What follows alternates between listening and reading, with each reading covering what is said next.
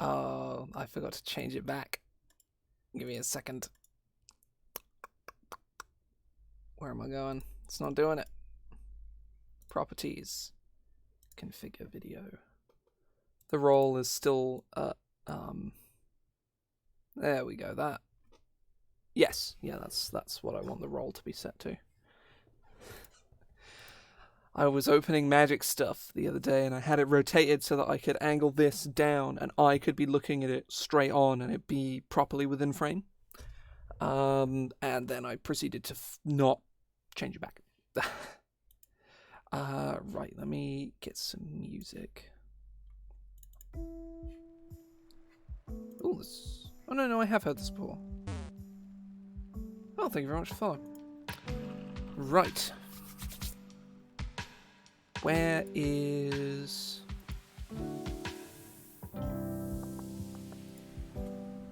Right, need to actually open my Word document. Well, I've got it open, but I need to tab back into it. So, this is what I've been working on for the past 3 weeks, maybe? I don't know. I've been working on it for a few weeks. I tend to do this every week on a Monday. Oh, this is very loud. There we go. Right. So this is the Astromancer. It is, to potentially uncharitably describe it in a very simple way, it is Bladesinger the class, with a significant sub-theme of, actually being kind of built to be a martial. Like, in my experience, Bladesingers have the 7 spells they actually cast, and then a bunch of tripe, basically. Whereas this class is sort of working its way to be more very specifically built to be a martial. Yes, it is. I think Bladesinger gets close. Bladesinger is definitely by far the closest the game gets to a true Gish, and I think it does a very good job of it. But I think taping Gish onto Wizard is, I think, the closest WotC I think are ever going to get. Probably. Don't quote me on that. It's without doing something very spicy, I don't think WotC are ever going to get much closer to true Gish than Bladesinger. Might get more flavors of Bladesinger, which I'm not opposed to. But basically the way this class works is you are a full caster, you have spells known, you have cantrips, same as like a bard, for instance. But like I think maybe an equally good comparison here is Swords Bard, or Valor Bard. I guess they kind of both accomplish the same goal. The Swords is better, or whatever. You have unarmored defense, though you can also forgo that and just have armor if you want to be like a strength guy, like suboptimal, but you can totally do it. And I want to encourage that because strength characters are fun, even if they are objectively worse. You get your spellcasting, and at second level you pick your subclass, and you gain, you choose your astrological sigil. We have designed, though not completion, or actually no, we have completed first draft-wise 3 thus far, and we have the bones of one other, and I want to start on a new one today. I think I was tweeting about it. I want to start on, where is it? The one that summons a funny little guy, because that is a justifiably very popular archetype for subclasses, because it's very cool. Everyone wants a little guy, as long as the little guy isn't completely fucking useless. See PHB Beastmaster. Tasha's Beastmaster. I've yet to see it in action, but from what I've heard, is very good. I say very good. It's like, it's not an optimizer's dream, but it is. It's a thumbs up. It works, and it isn't a crock of shit. Which that's all we want, right? So yeah, we've basically the way the subclasses kind of work is we have your astrological sigil, which you can manifest on. You can use celestial manifestation. You can manifest it on an object that is not being worn or carried, a creature, or a surface. A creature that the creature can, like, you make a melee spell attack against them, and if you hit them with your sigil. And all of the subclasses do different things with the sigil. The sigil of the Crucible, for instance, allows you to use your reaction to reduce damage a creature takes.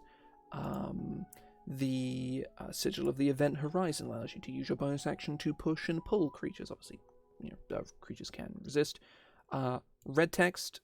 This is specifically like stuff I want to potentially change. Stuff I'm like not sure on for reference. Oh yeah, I also put in an idea to like completely nix this feature because I wasn't really happy with it. I think I'm probably going to do that.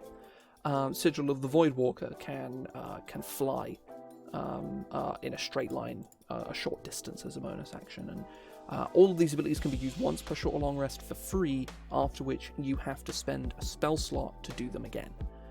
You don't end up with that kind of problem that Blade Singers tend to have, where they basically have as many spell slots as they want, because they have like a couple spells they cast in combat, and basically everything else they do is cast a Booming Blade and then stab a guy normally and then walk away. And occasionally they'll, cast Shadow of Moil or some like utility spell, or like an AoE spell every so often when it's optimal. Like a Blade Singer just has no need to spend their full caster's worth of slots, and because they've got nothing to spend them on beyond, once or twice per combat buff utility spell, and that's it. Unlike say you have a regular Wizard and Pine, the Blade Singer, they go through a whole day's worth of encounters. Blade Singer's probably still good for another couple of fights. Like spell slot wise at least, and the Wizard probably isn't. Or might not be anyway.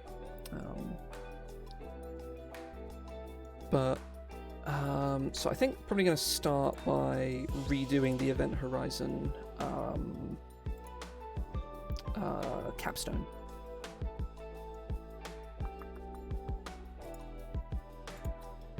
So let's not bother with a name for now. Time you reach 14th level. Flavor text, because I am lazy. I'm not writing some right now.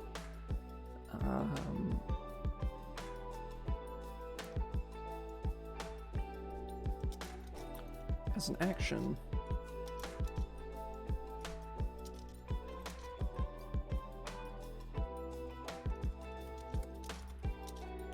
you can transform your sigil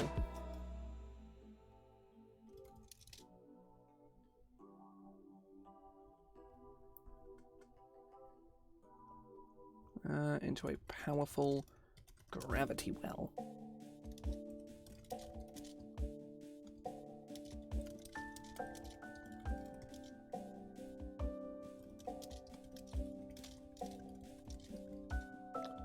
You choose within 30 feet of your sigil.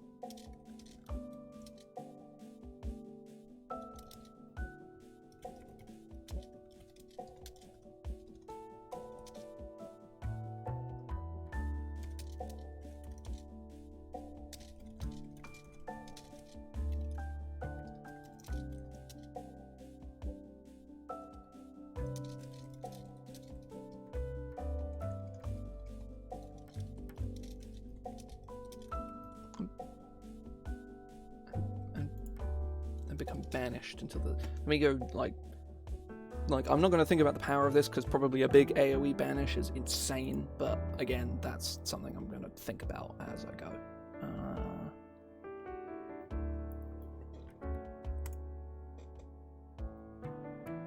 Because the other capstones thus far are kind of buff capstones, like they make you better at the thing you're already doing.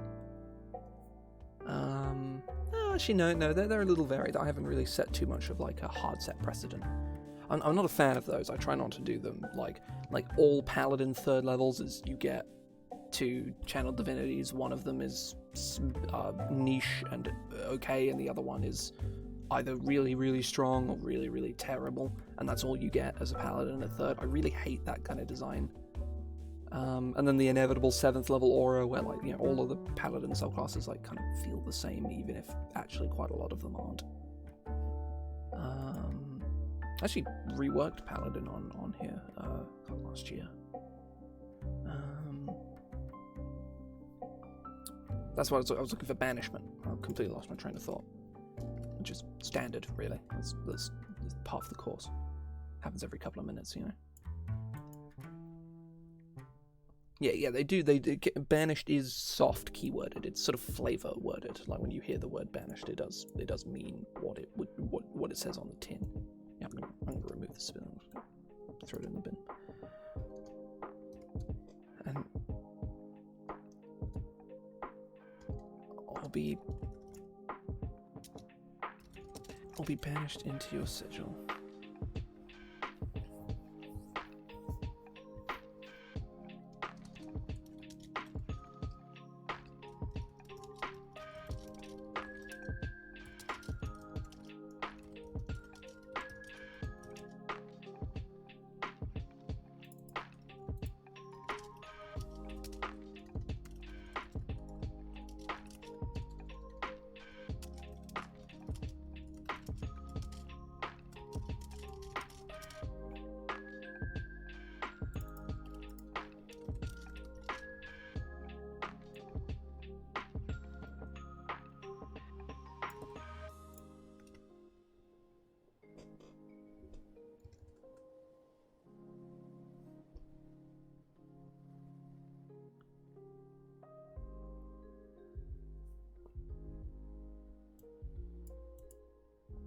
Yeah, I don't think we need damage on this. I think that's kind of unnecessary.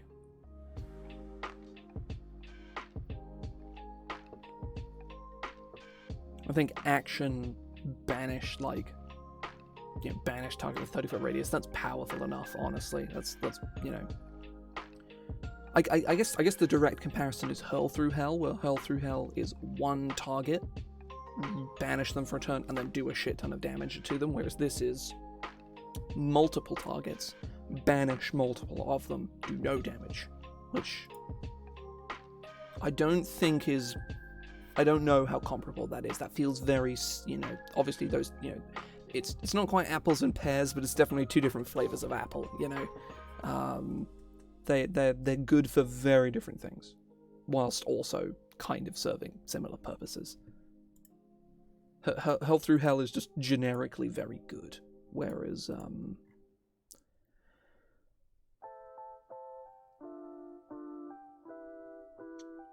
also Hell Through Hell is on hit. I always forget about that. I've never actually had someone play like a Fiendlock, I don't think. Like, certainly not all the way to 14. No, I just don't think I've ever had anybody play a Fiendlock. Yeah, I don't think so. Not 100% on that, but I think that's the case. 30 feet of your sigil must...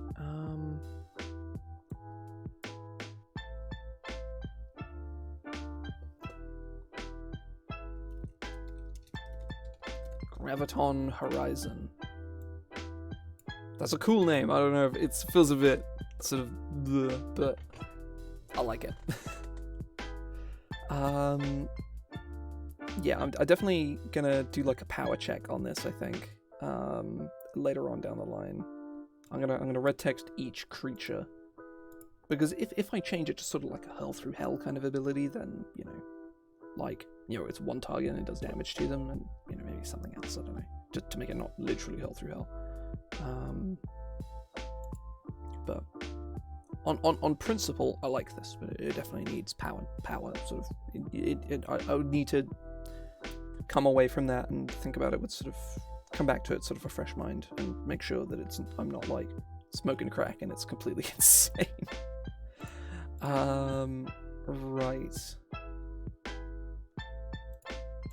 So I'm gonna move on to the sigil of the something. I don't know what it's called. I haven't given it a name. I don't know what I'm gonna call it. I have no idea what the flavor is. Maybe you summon a little constellation creature, maybe you don't. I don't know. Like,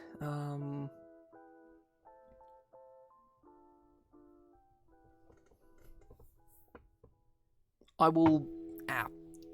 Just like hit my knuckles around my desk. Ow. I don't know how I've never done that before either. That actually really fucking hurt. Okay, Sigil of the something. The flavor will the flavor will come to me later. Right now, it's not quite here, and it's probably something that we will sort of run into as the ability is being designed.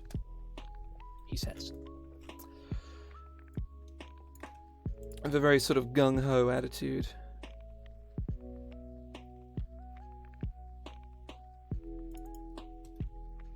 Kellogg's Loop's secret. What is... I don't know who Kellogg's Loops is. It's nice art. I was concerned it was a it's a brand tie-in with Kellogg's.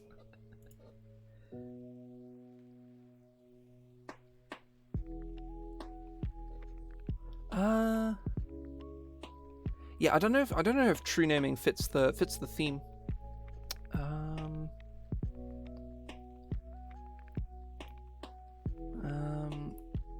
Kellogg's Loops. I want to look at this secret layer real quick. I mean, I don't fucking like secret layers, but I can at least, you know, I can respect it if it looks good.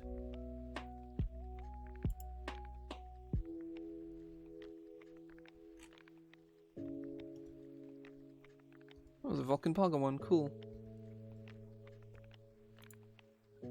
Let me actually look at the cards. I can't see them. I can't even remember what the cards are. Ugh, sake. Yeah, whatever, I'll look at them later. Bonus proficiencies, you gain proficiency in... tap dancing, I don't know. Again, very gung-ho, we're just going in.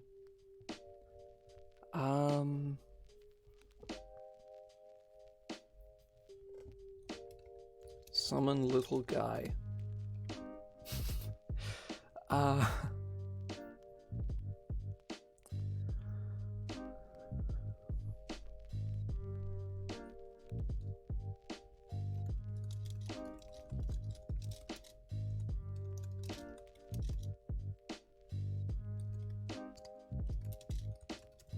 Oh, this ability has to be called Cosmic Companion. That rings.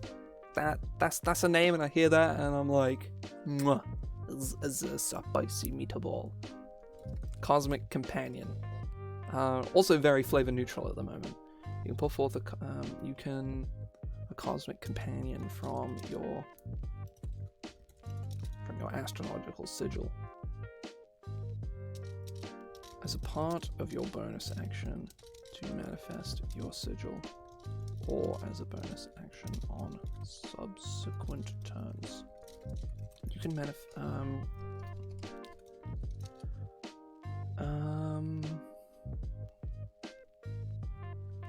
you can summon a cosmic... Let me go read Wildfire Spirit, because the wording is going to be like one for one, like more or less, anyway. That and Animating Performance, that's another one.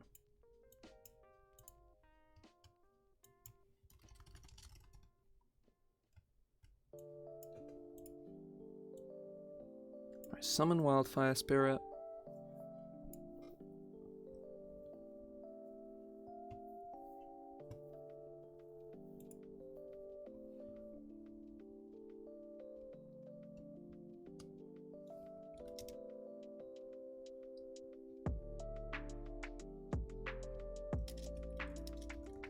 Summon a Cosmic Companion.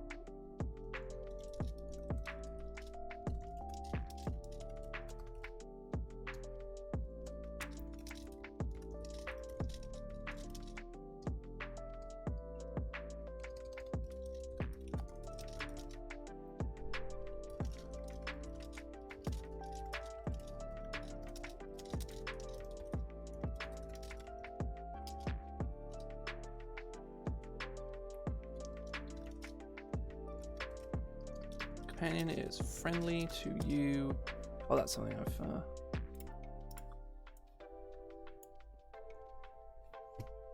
No. The companion is friendly to you and your companions and obeys your commands.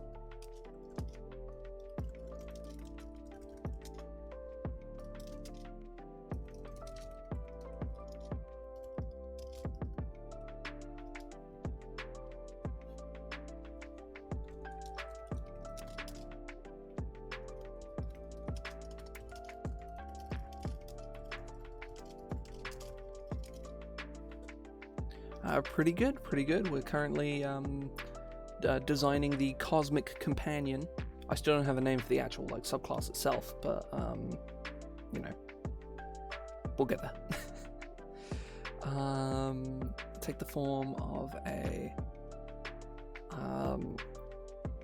starry constellation in the shape of a beast, of a creature made from starry constellations, while others glowing from glowing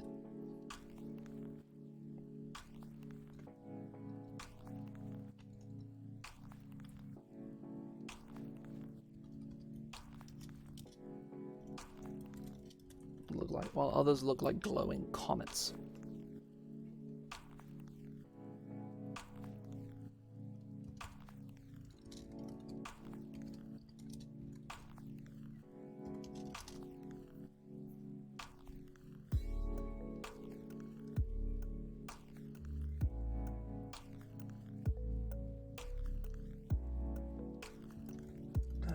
Shares your initiative count.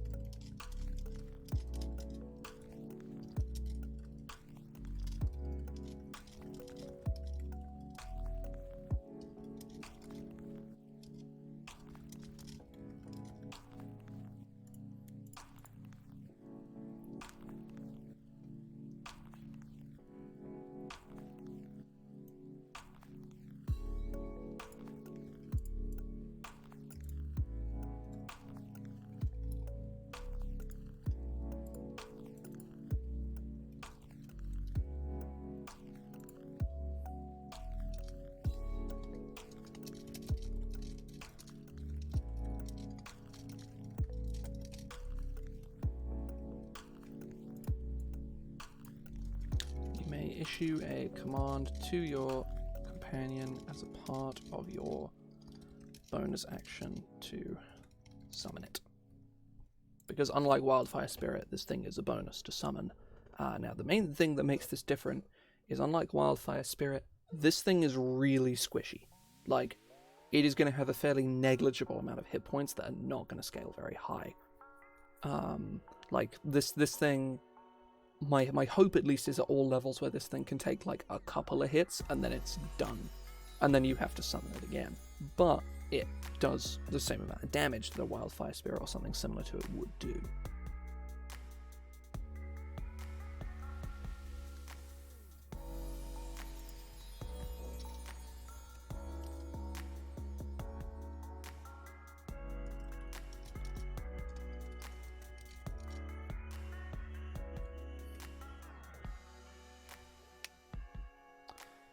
The companion persists until your sigil...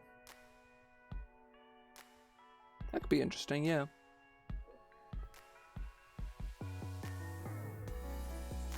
The companion persists...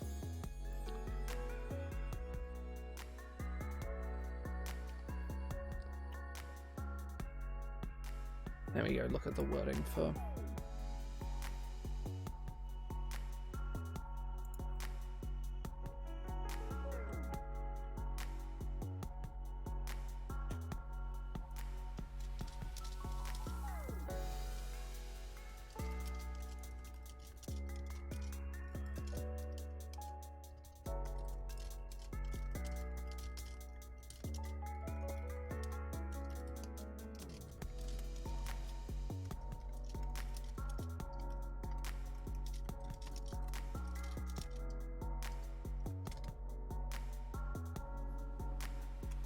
And just like all the others.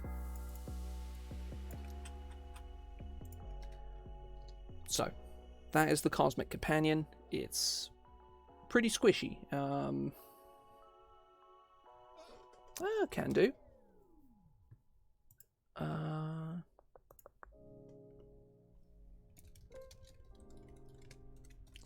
Tiny Celestial. Unaligned.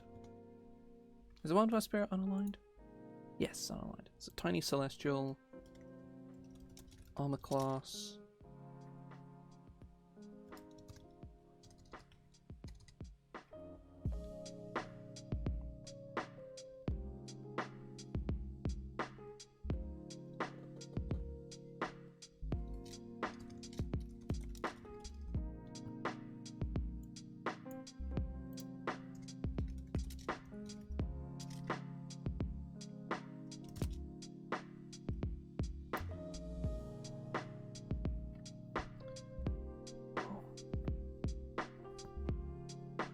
I mean, yeah, the first thing everybody makes is bad, right? That's the you can do it, like, do as much prep as you want, do as much research. It's gonna be bad. This is just how it is, right? It's unavoidable. It's I don't know. There's a point to be made beyond that, and I'm trying to get to it, and it's not coming out.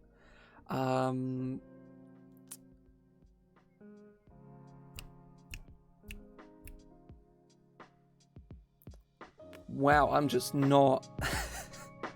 This is going nowhere today. Damn. The things when you start out are just categorically like, even if they're not like catastrophically terrible, like that's 100% avoidable, but you'll still look back on everything you made last year with a vague sneer of contempt. That's true of everybody at every level until you reach a certain point, and even then, you're still gonna have that to a degree. I'm just gonna finish like doing like the base stats for this thing. I'll sort of get up to like the actions, and then I'll take a look at that.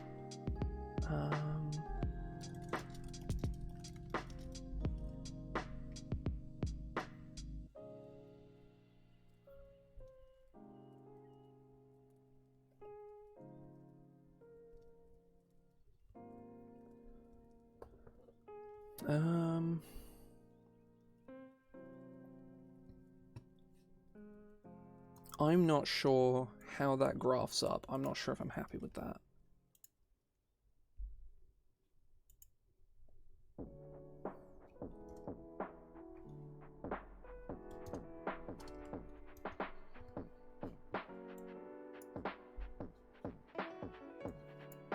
Let me graph this shit.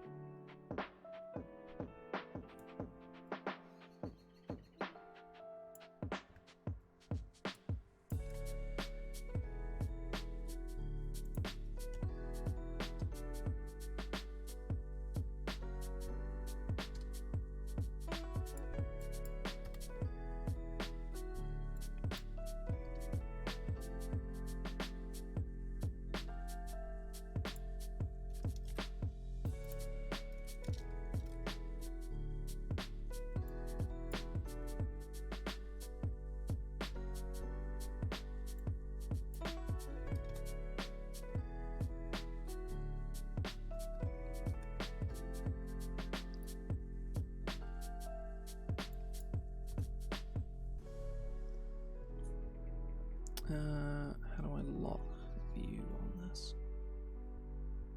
There.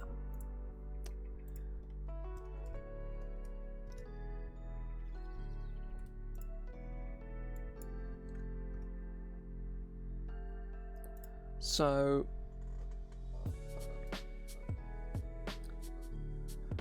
as it stands at the moment, the Wildfire Spirit caps at like 105 hit points as a level 20 druid, whereas this caps at 45 hit points, which at level 20 monsters will do pretty easily, like 20 to 30 damage per attack. And at level 10, yeah, you're probably looking at sort of 10 to 20 damage per attack, and it has 25 hit points. Tentative, but I think I feel okay about 5 plus twice your Astromancer level as the one. I think. No, not 100% certain there. Let's just make it a hovering creature. That's no, we won't limit it.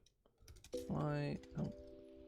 30 foot hover. And let's stick this in. Actually, no, I'm not going to bother doing that. Just go str dex con int wiz charisma.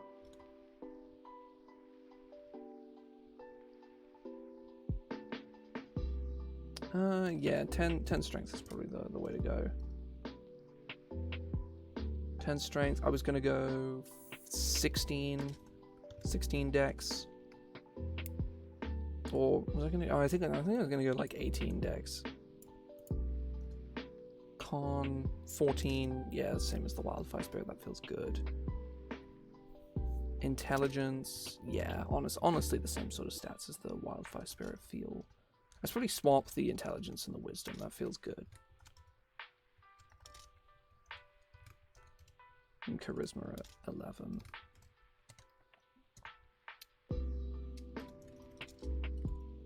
Let's go damage resistances. Cold, radiant. Or maybe just force. Even force resistance. That's cool. Also mostly irrelevant, but condition immunities, we'll go with yes. Charmed, frightened, grappled. No, it would still be able to be grappled. Prone, that does make sense. Restrained does not. Charmed, frightened, prone.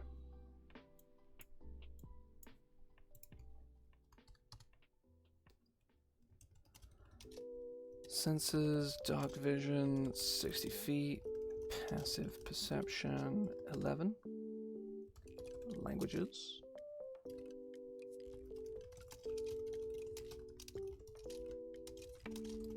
Understands the language you speak, but can't speak.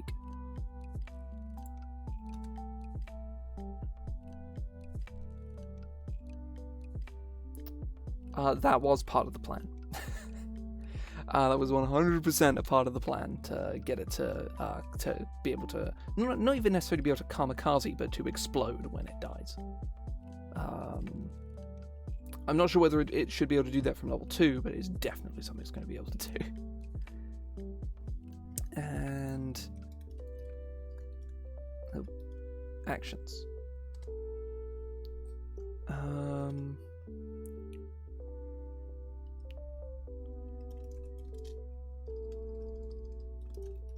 Radiant Pulse. Melee spell attack.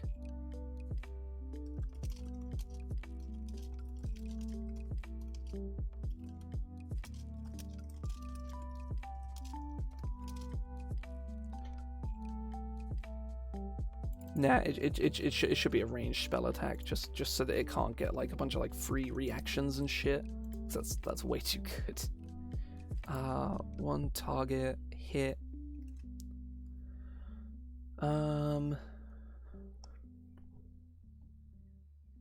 Yeah, I mean,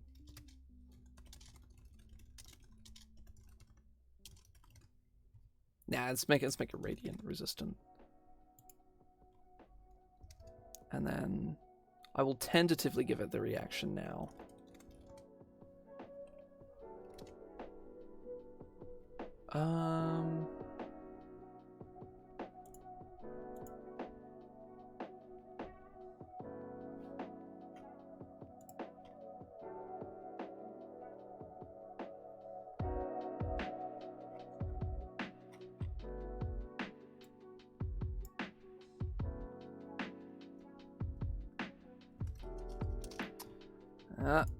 There's one.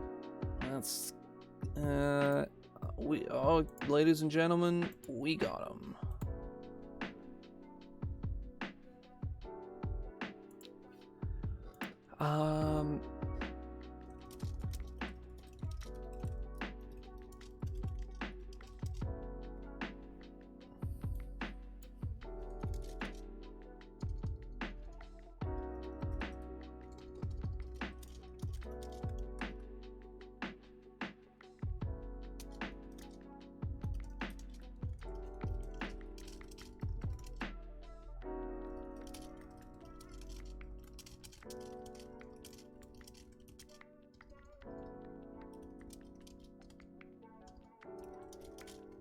Just make that 100% clear. That's how that works.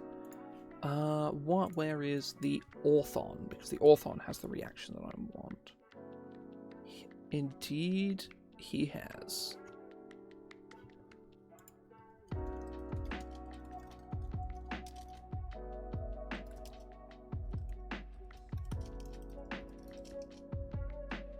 In response to dropping to...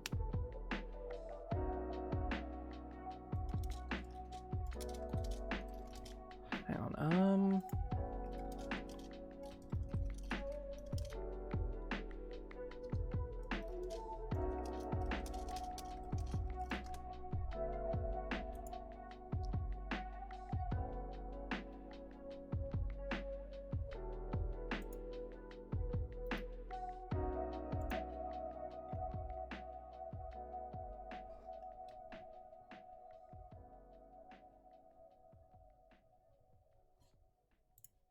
oh, no, it can't be a reaction. It has to be an ability.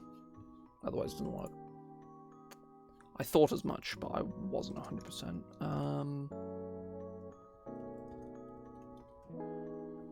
Let's look at Magmins then. Yeah, it's called, oh, Death Burst. Death Burst.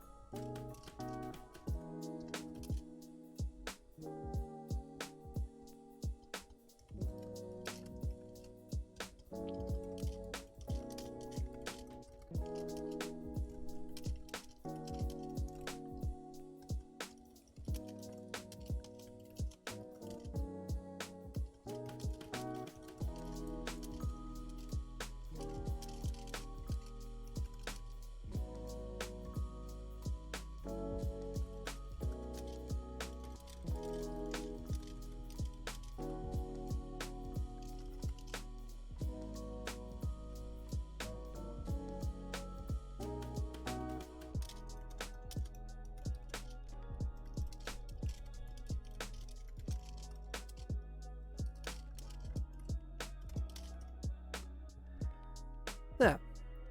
Not like, you know, this obviously isn't final, but I am happy with that. Either way, I'm going to go take a look at this subclass.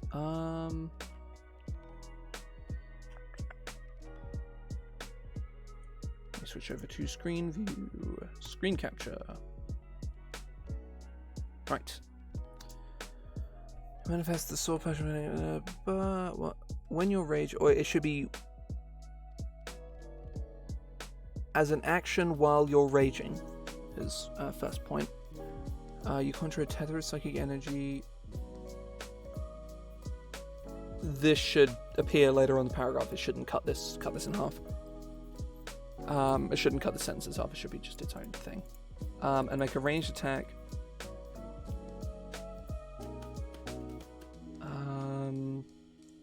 Yeah, that needs clearing up, because at the moment you're not proficient with this attack and it does not use a stat.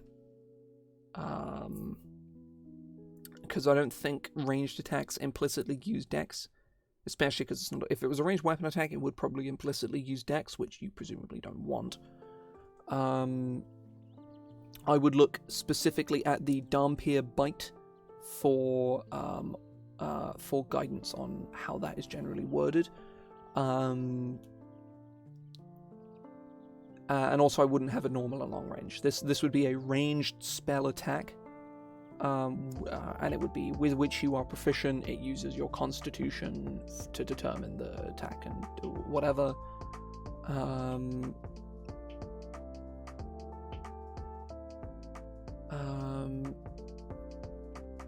This isn't needed here, because if it doesn't explicitly say that multiple creatures can't be shackled at a time, then that's already the case. Like, this is true even without that section there. They suffered the following. The penalties is the general term, I think, used here. This should be a comma. There's disadvantage on all intelligence and wisdom ability checks, not just checks, as well as I would look at Mage Slayer for how this works, but this definitely isn't right. Obviously, it's clear what it does.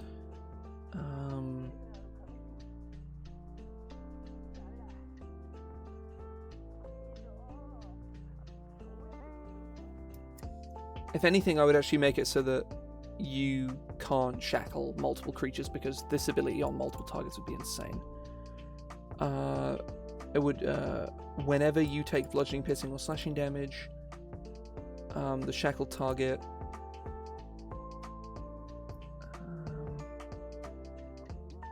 oh, okay.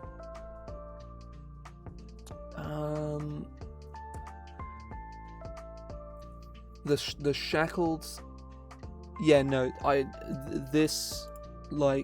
don't think this needs to be capital word keyworded, I don't think. Whenever you take bludgeoning, piercing, or slashing damage, the shackled target takes half that amount as psychic damage. Full stop. This damage cannot be reduced in any way. If these effects the effects last for 1 minute. Right, okay. So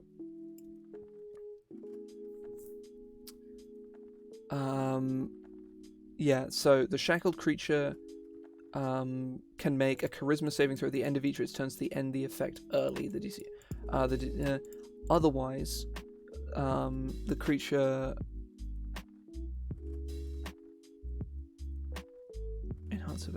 what about enhanceability?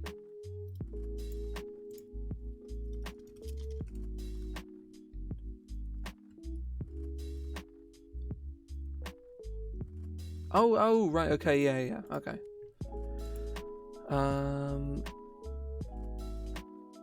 I don't have time to like specifically go through and like put in a bunch of comments on this. I just want to make like some general things. Yeah, so this should go afterwards, and I would look into other abilities that are worded this way to see how they're worded, because it shouldn't be worded like this. It would be the effect lasts for 1 minute until your rage ends, or until it should probably be a range at which the shackle is broken, probably 100 feet. Use feature a number of times. You gain all expend use rest. Sure.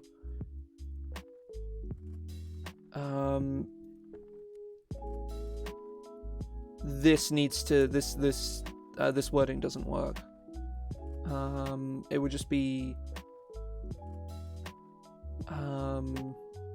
because of the way this is worded, getting this to work is very weird.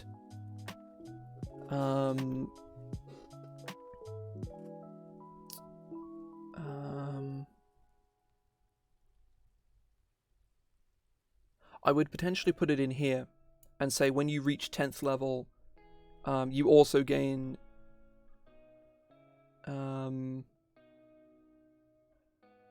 except where, Joe?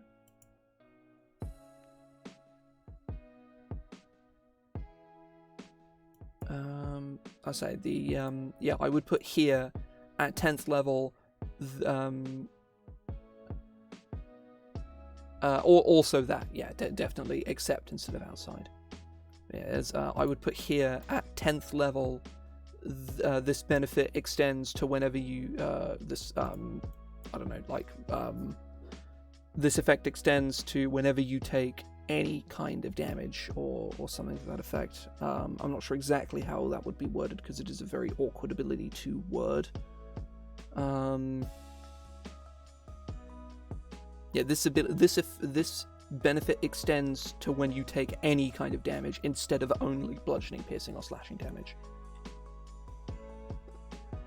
And on animal handling, this should be the other way around. It should be wisdom brackets animal handling or insight checks towards creatures who are currently.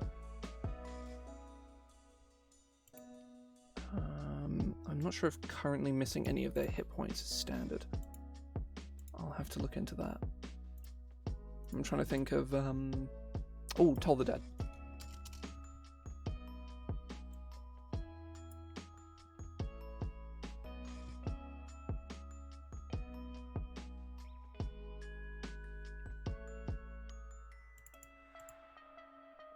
Made against here as opposed to towards. Made against creatures who who are missing any of their hit points. Otherwise, I would cut currently here like this, but otherwise, yeah, this is actually fine.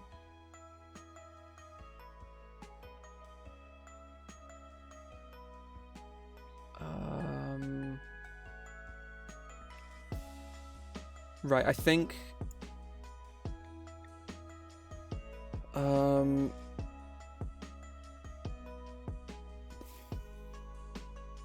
when you use your reckless attack and you hit a shackled creature with a melee weapon attack, other creatures gain advantage on attack rolls made against that creature until your next turn, or until the start of your next turn.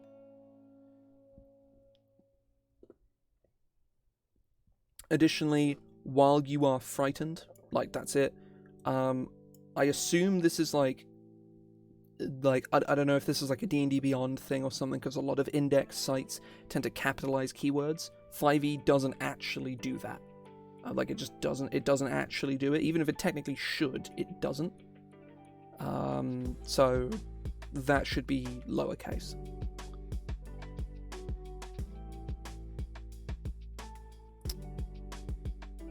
Additionally, whenever you become frightened,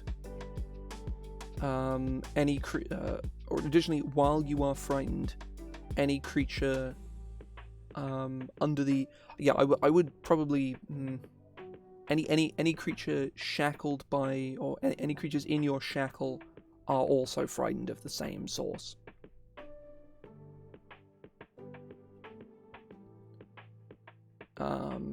But yeah, the effects.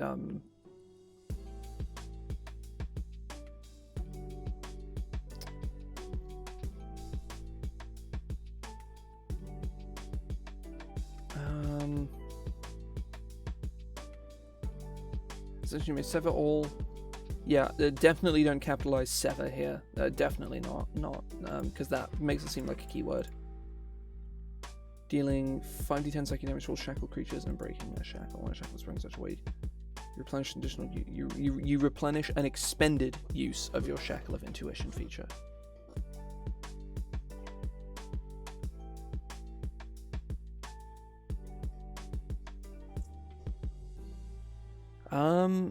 I'm not sure how good this ability is.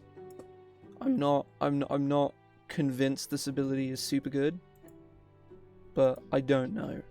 5d10 is a good amount of damage, and I guess you're a barbarian, so being able to do literally anything at range. Yeah, this is probably fine.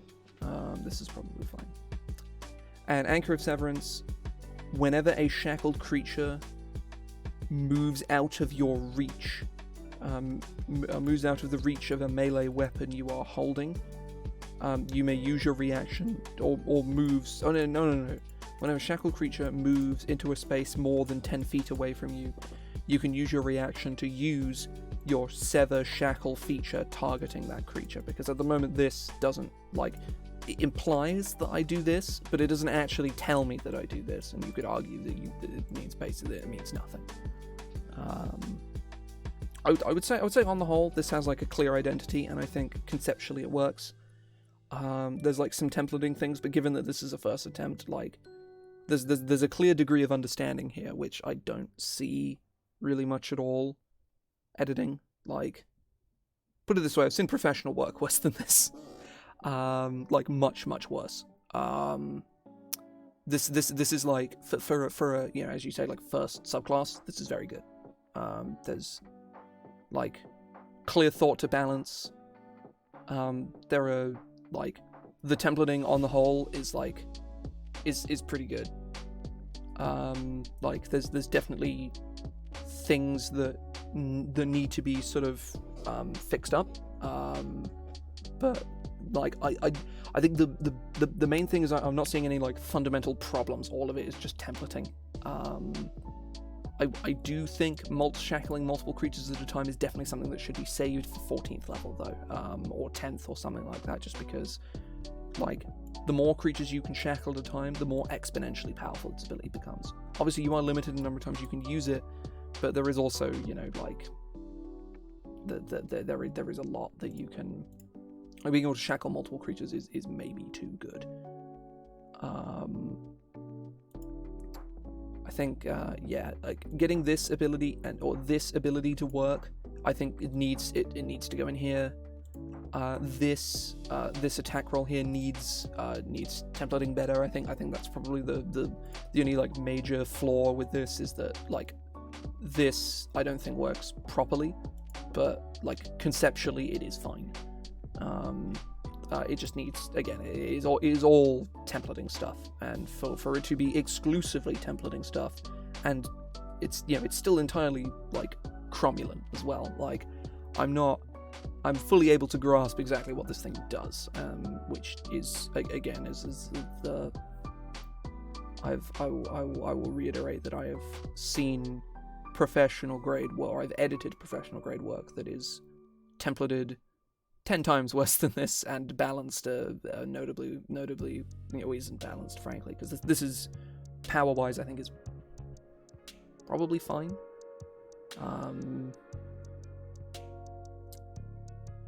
Like I say tentatively, but yeah, I'm gonna open back up the Astromancer. I'll probably be taking a break relatively soon as well because I'm hungry. Word doc capture, right. So, we have our Cosmic Companion.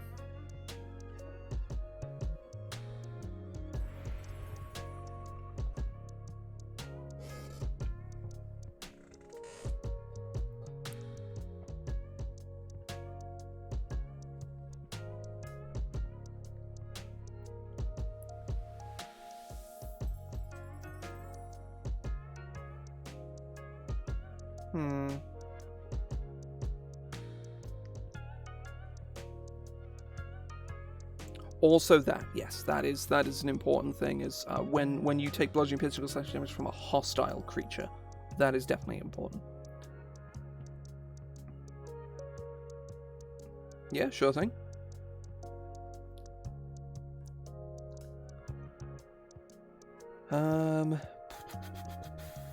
Right. So we need to go 6, 10, and so 6th,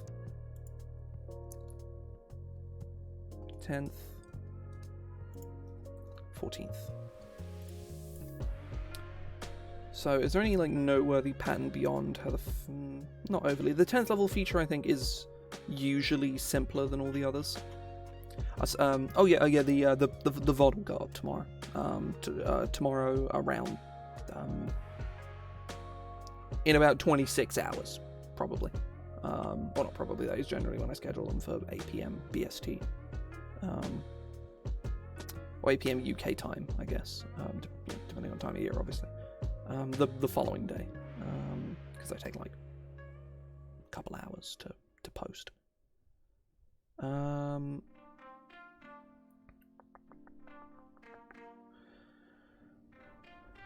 Right, let's take a look and see what Wildfire Spirit does. Wildfire Spirit does a lot of cool shit. Does a lot of very exciting shit.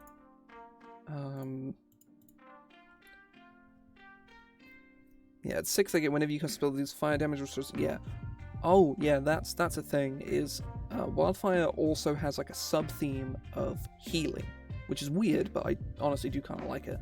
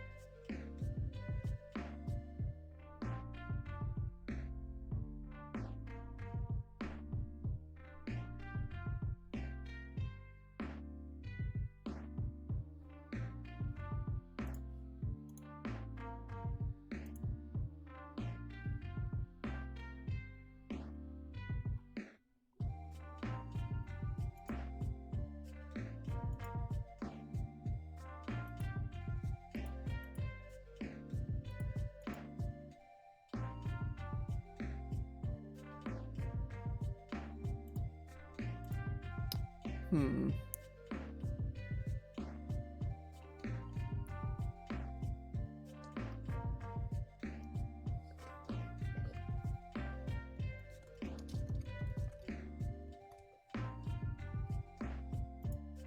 Astral augmentation.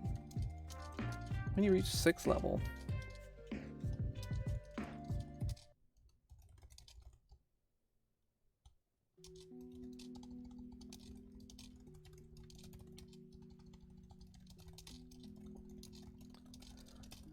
It could take on various aspects of the cosmos.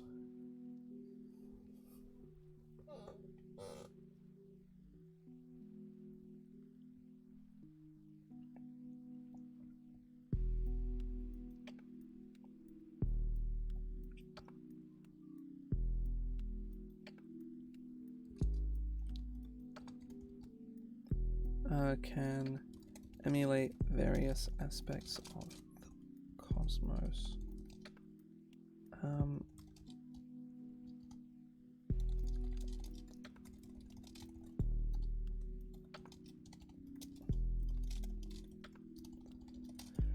When you summon your cosmic companion.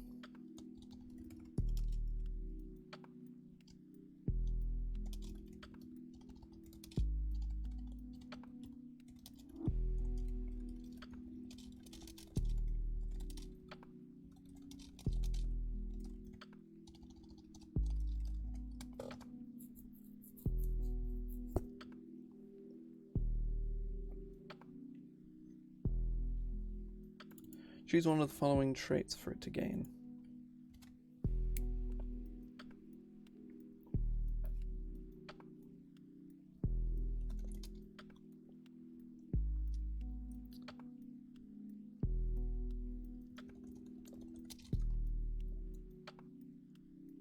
Rogue Drifter.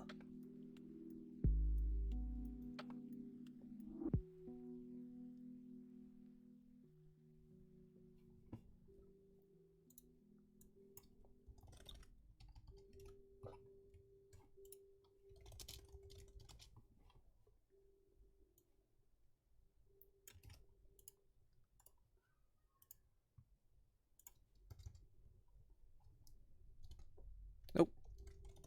Oh. Pressed several of the wrong buttons in succession.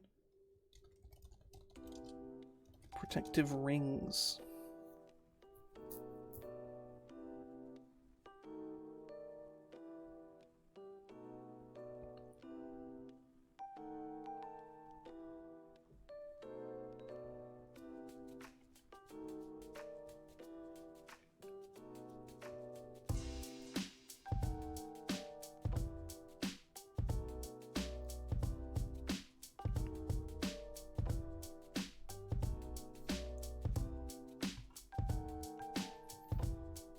Um,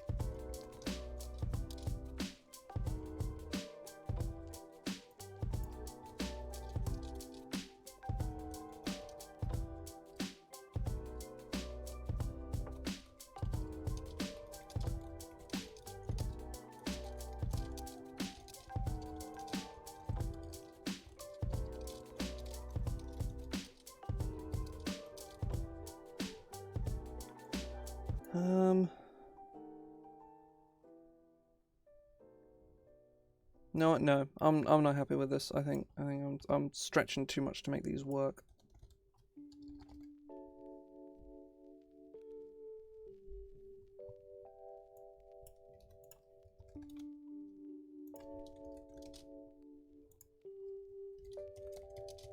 Sigil link.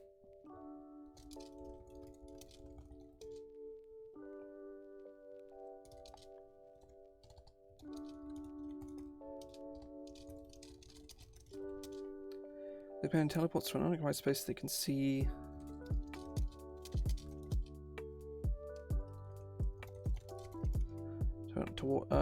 It teleports into an unoccupied space you can see within 10 feet of your astrological sigil.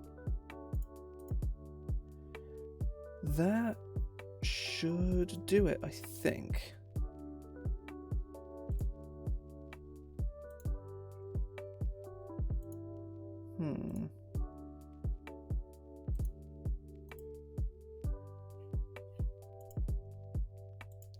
So 6th level.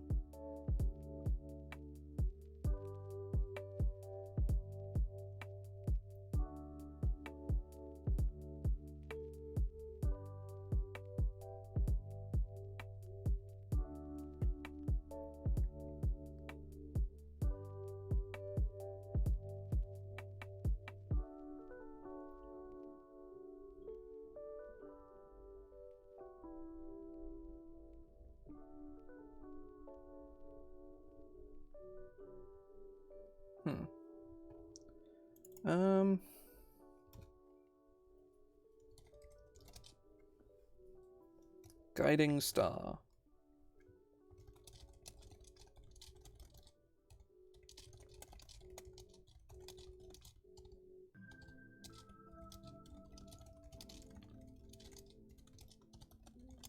To its target.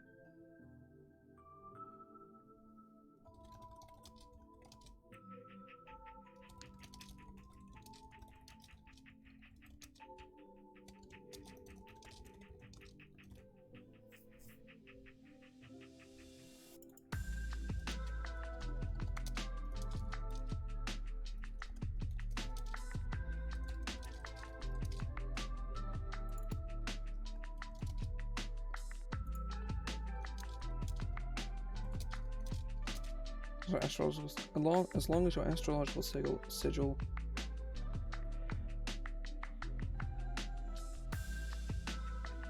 as long as the companion is within 60 feet of your astrological sigil,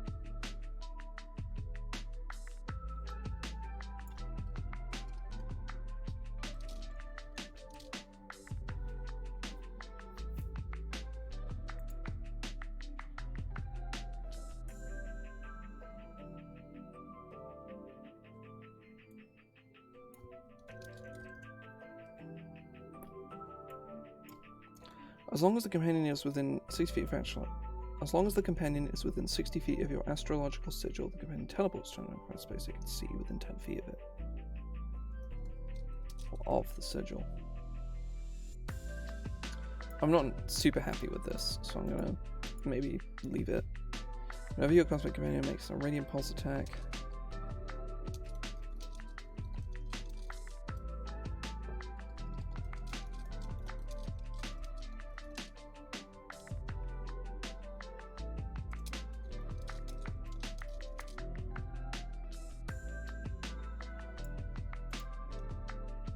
yeah, I am actually going to cut this.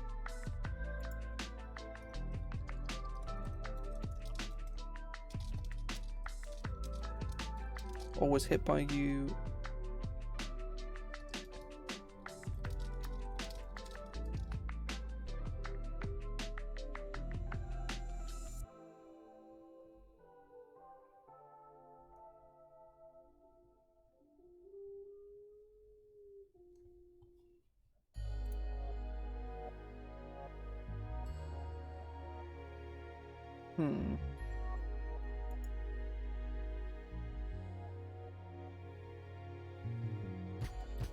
Was hit by you with an attack on your last turn.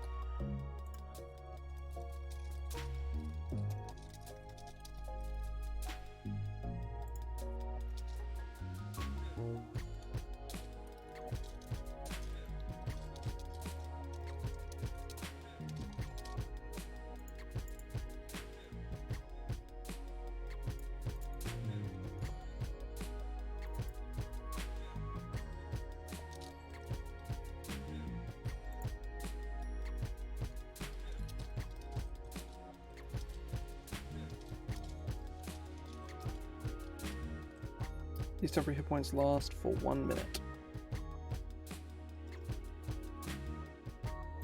Whenever your cosmic companion hits a target with a radiant pulse attack, if the target is in 30 feet of your Astromancer Sigil or was hit by giving an attack on your last turn, your companion can choose to grant either itself or a creature of your choice. Of your choice that you can see within 6 feet of your companion, temporary hit points equal to the damage dealt. Not 100% on this either, but I think it is.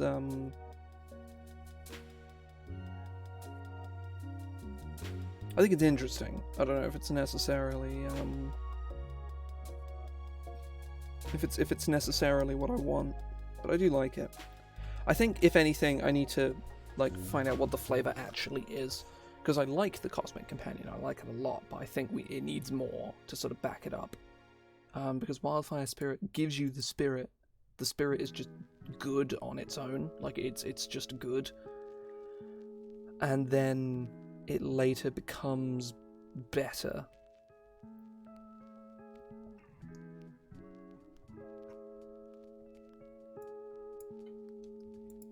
I think I'm probably going to do this, actually. Range 10 feet, and I'm going to make it faster. Get 2060. And then give it only a 10-foot range, so it stays within 10 feet, and then when it inevitably dies, it will, at least the target of its previous attack will probably still be within 10 feet of it. I'm probably gonna take a break here because I want to sit and think about like the flavor on this, and also I want to go get some food. So I'll be back in probably about 15 minutes. When I get back, we will look at carrying on with working on the subclass. I want to try and get the flavor sort of ironed out in a way that I'm feeling something, but I want to sort of work on it a little bit, so we're gonna think about it. Either way, I'll be back in about 15 minutes. I'll see you in a sec.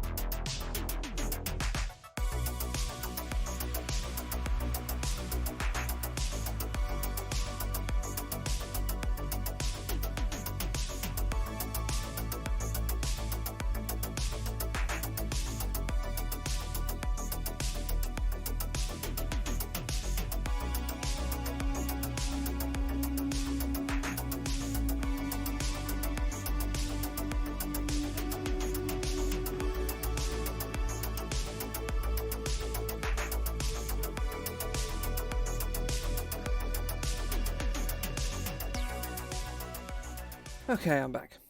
Took a lot longer than I wanted it to, but alas. I think I'm sort of along the right kind of lines of what I want for the flavour. Not sure if I have a name yet, but I definitely want to go down kind of like the Celestial Guide kind of feel. I'm gonna see if I can find like maybe some sources for like kinds of things that work that way.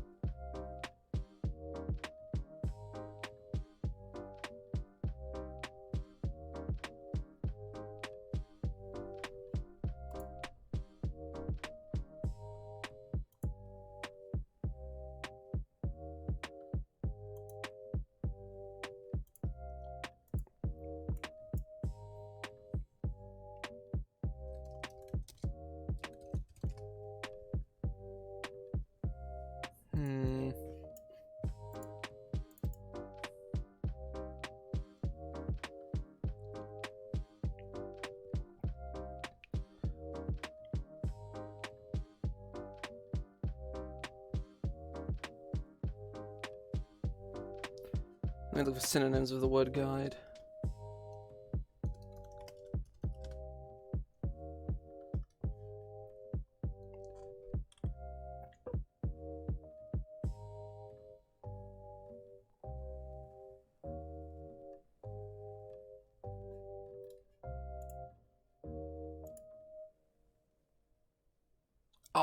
Oh, that's perfect.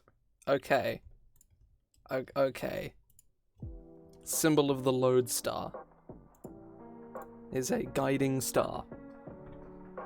And also, it's a very cool sounding word. So, you know, that's the one.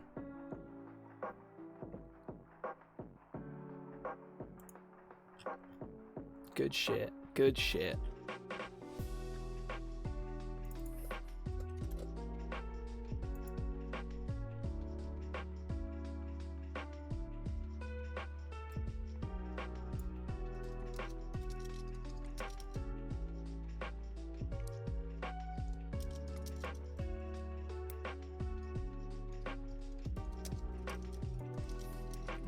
Whenever you hit a creature with an attack roll.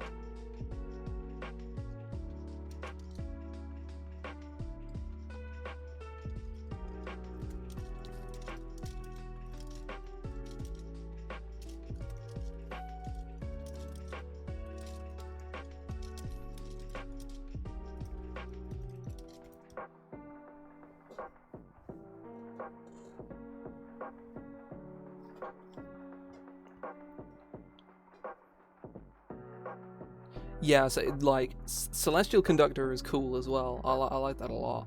But like Lodestar is on its own. It's like in its own sort of tier. So it's turn within 30. Whenever you hit a hostile creature with an attack roll, hostile creature starts its turn within 30 feet of your sigil.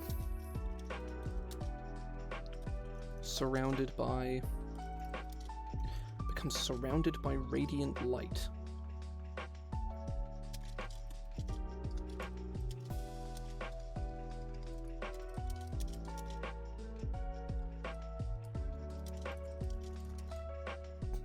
The target sheds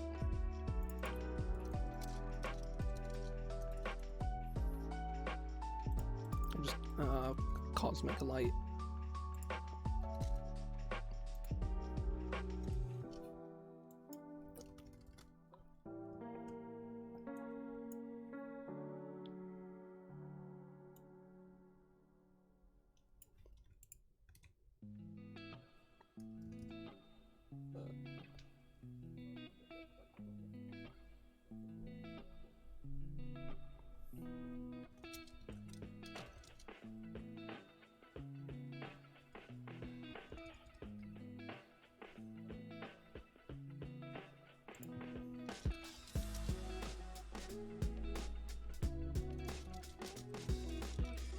to the end of that creature's next turn.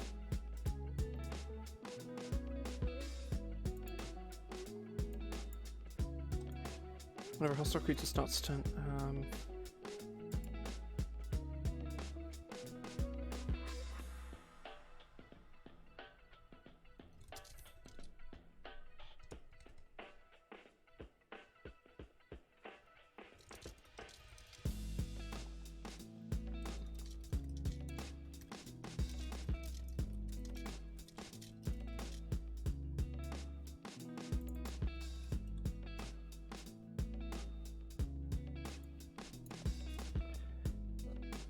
first time a creature makes an attack roll against a creature.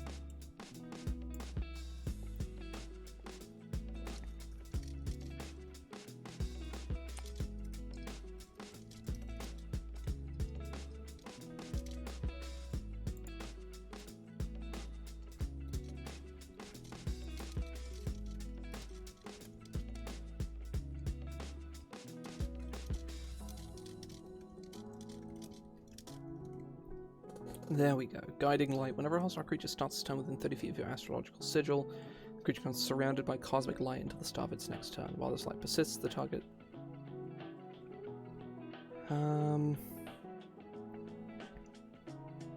Possible for the creature to benefit from being invisible. Last time a creature makes an attack roll against a creature surrounded by this light, that creature rolls a d4 and adds the number rolled.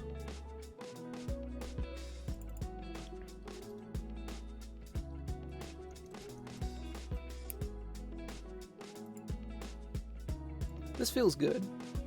Like, this is a strong ability. It's sort of like a mini Fairy Fire, and in some ways is better than Fairy Fire, and in other ways is not. Obviously, a D4 is not as good as Advantage, but oh god,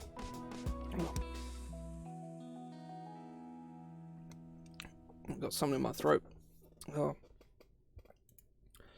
It was a bad time. Ugh. Ugh. Jesus.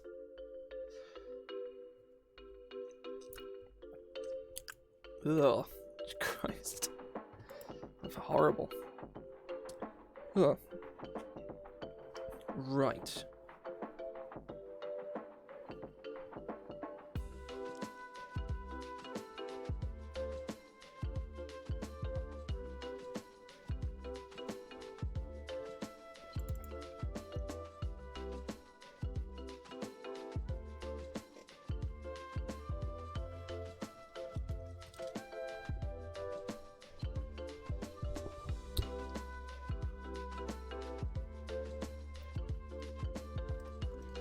Astral Shelter.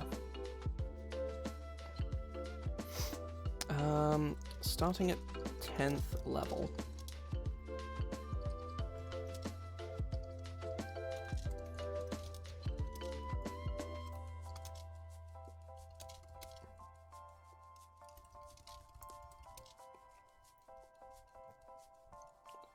Released by a Cosmic Companion.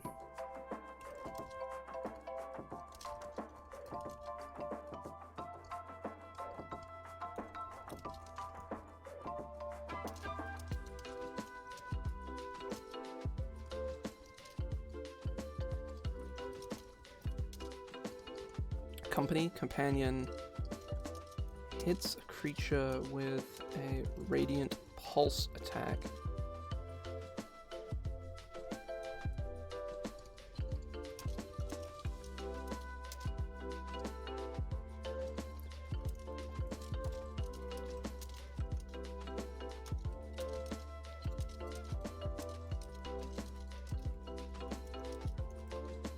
One creature that you can see within 10 feet of it or within 30 feet of your astrological sigil.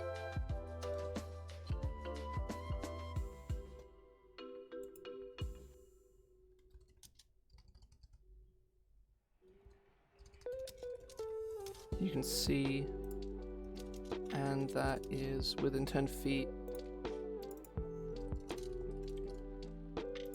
And is within 10 feet of your companion or within 30 feet of your astrological.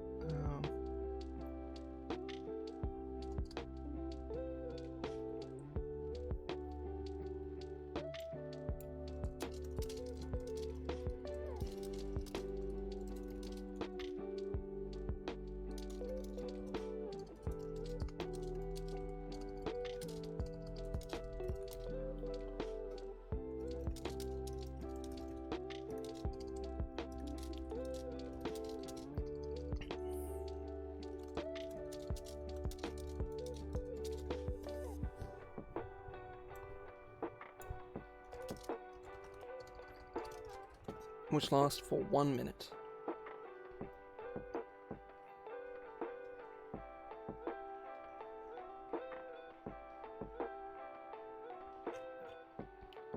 I'm gonna give the Celestial Companion its bonus action back.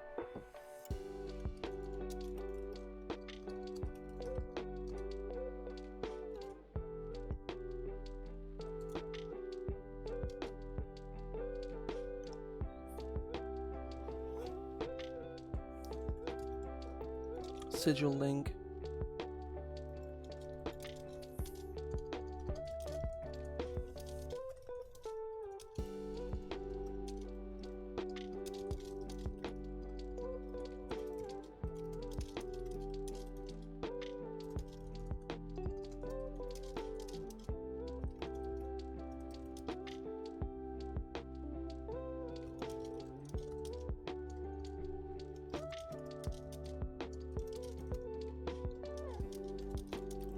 Teleports an unoccupied space within 30 feet of the sigil that it can see.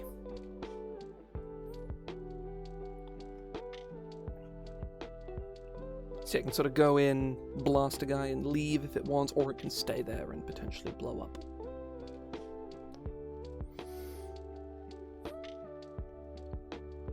Yeah, I'm not like 100%, like, this I think is good. I'm not 100% on this, but I do like it.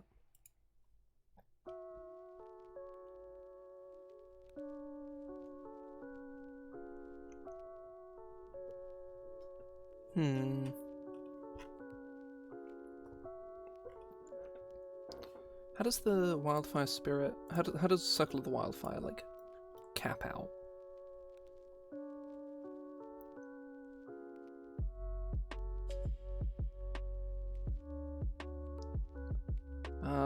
Blazing Revival is very much Circle of the Wildfire's thing. Oh, I have an idea. I have an idea.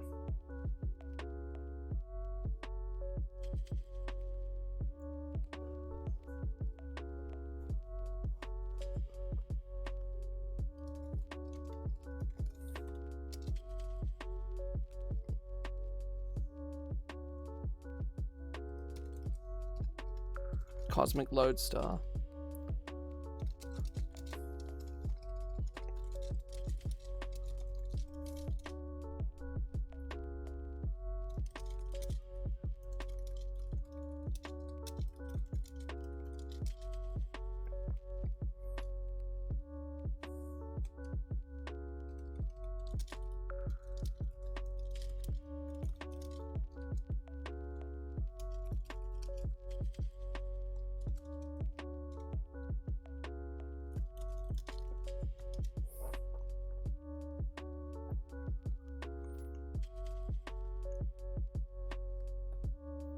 It's going to sacrifice itself.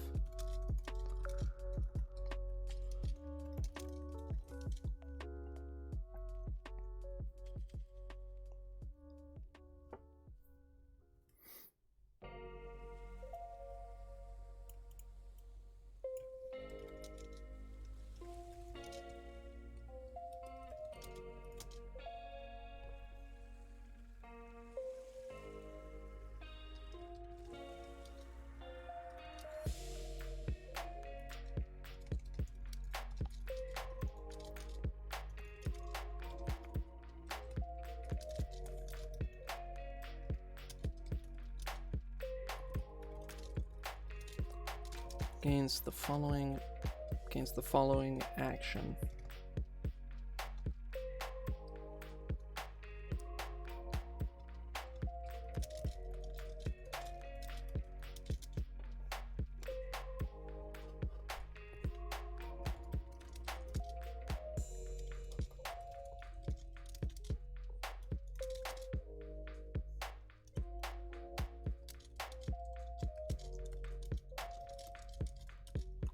At the end of its next turn.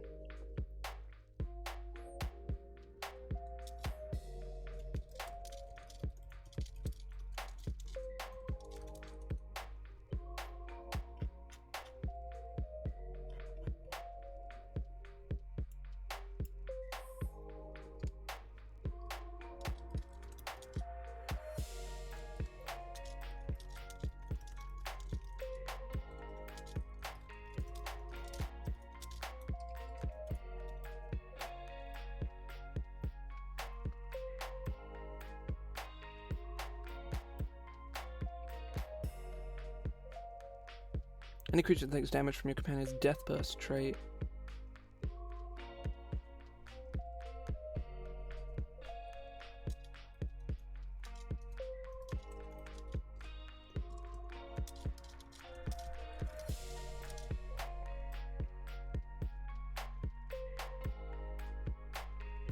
Oh, hang on, actually. I think maybe there's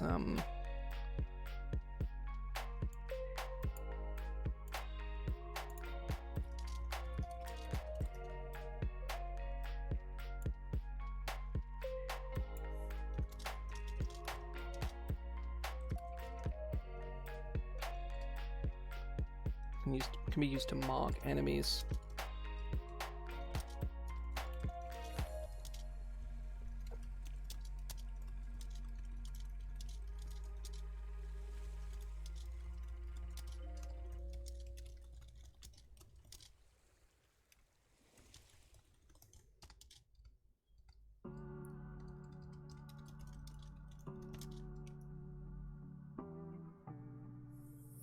That creature becomes affected.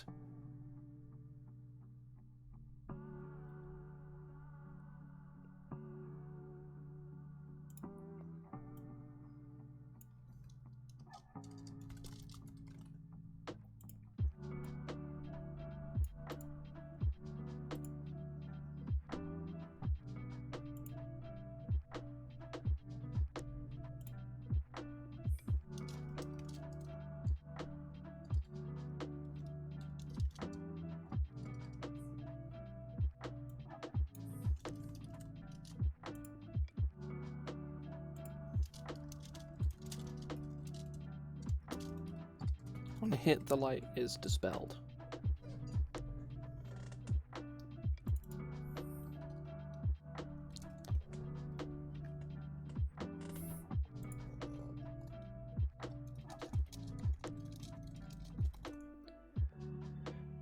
Whenever a creature takes damage from your cosmic companion's Death Burst, that creature becomes affected by your Guiding Light feature.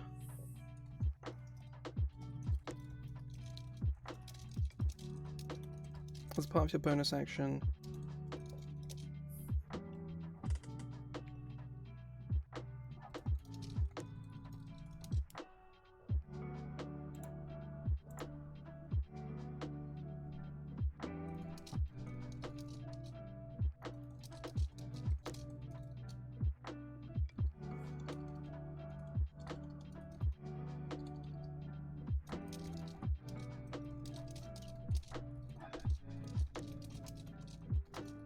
you can cause it to drop to 0 hit points at the end of its next turn.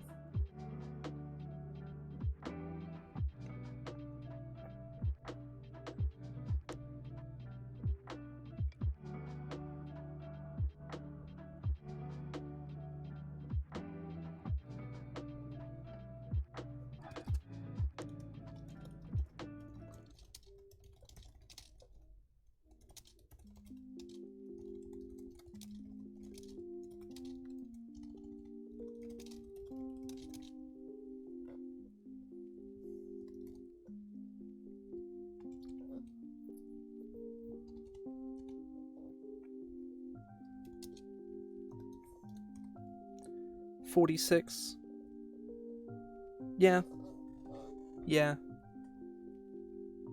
Actually, no.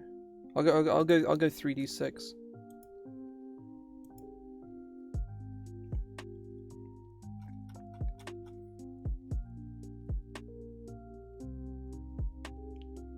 Oh, actually, hang on. I think probably the best way to go about this is actually to put it in the stat block.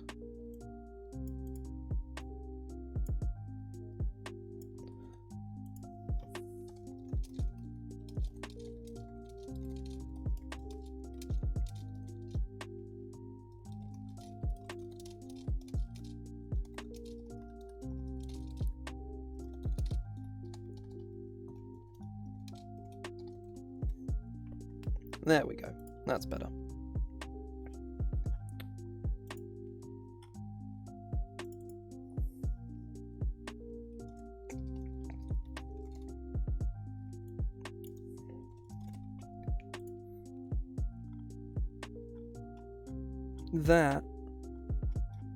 That I'm very happy with. I'm still not 100% on Astral Shelter. I think that's probably... I'm going to red text this ability just because I'm not like 100% on it. But I feel like this is...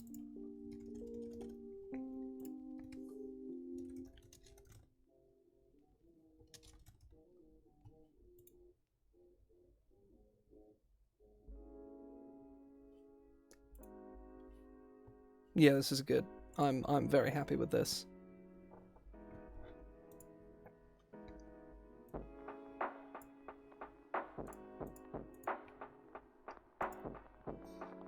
I need to clear my throat, fuck.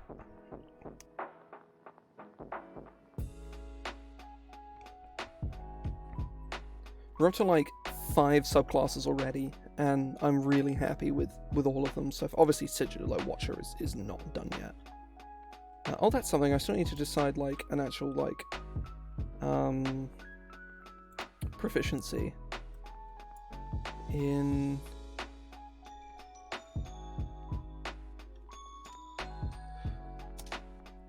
insight.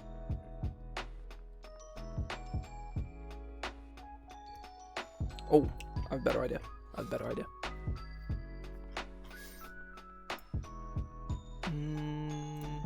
I think Stars gets this. Bonus cantrip.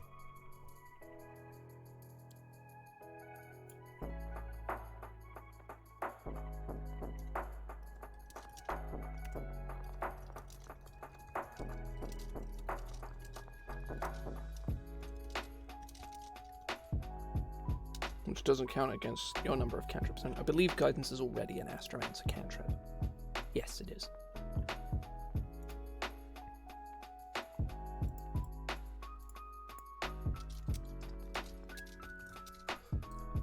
If you already know Guidance...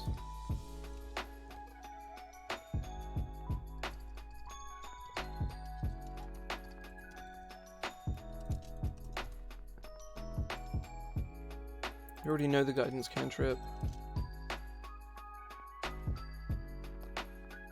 Yeah, I realize I can probably, like, you know, substitute, like, skill proficiencies and, like, or proficiencies for cantrip. Obviously, Guidance is, like, objectively better than, like, basically any proficiency they could possibly give you. But, it feels really flavorful, so I'm gonna give it to him.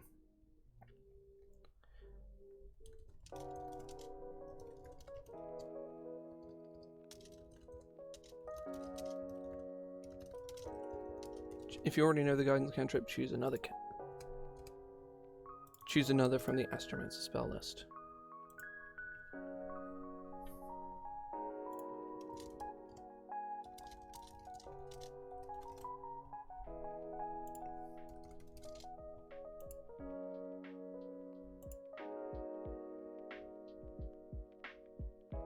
That I'm very happy with. I think that's really cool.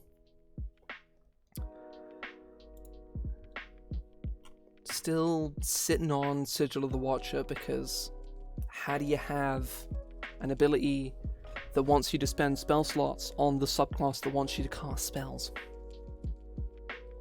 Like, this one is supposed to be the one where you actually, you know, you care more about casting spells.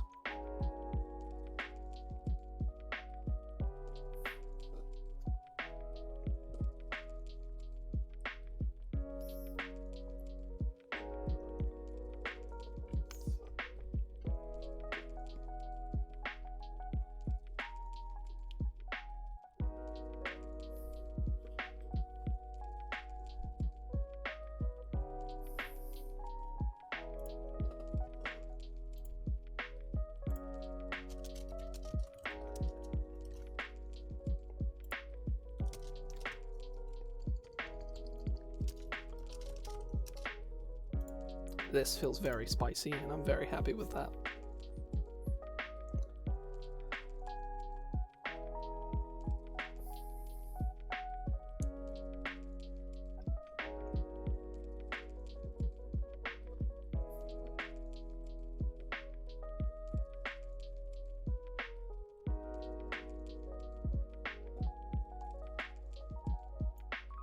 I'll red text that.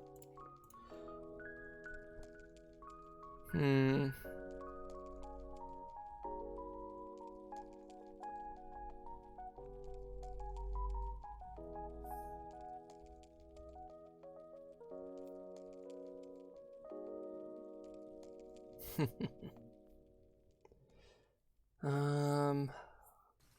I'm actually like really stumped on the second level feature because I want it to work like all the others. I don't want it to just arbitrarily be different for no reason, but it also needs to be justifiably, you know, it needs to work for the subclass that is, because Sigil of the Watcher, you know, is the, you know, is you're the caster one, like that's what this is. But what feature do you give this kind of subclass that works in this way?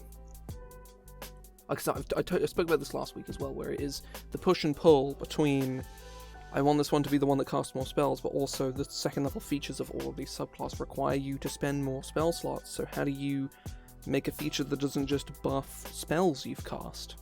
Because if it buffs spells you've cast, then you're spending 2 spell slots to cast a single spell to be slightly better than the, you know, why spend 2 spell slots to make 1 spell slightly better when you can just cast 2 spells? And that's been a really big problem thus far. I think it's going to continue to be a big problem, so I'm not really sure what to do with it.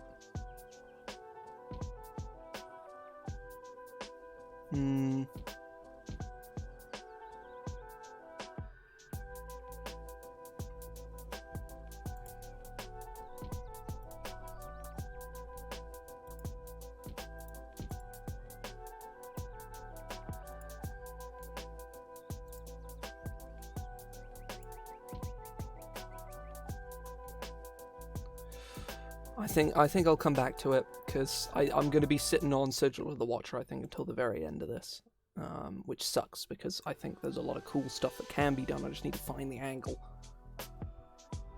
So yeah, looking at the subclass options we've got left, we've got the tanky one, which I think I'm probably going to nix just because Crucible kind of does that anyway.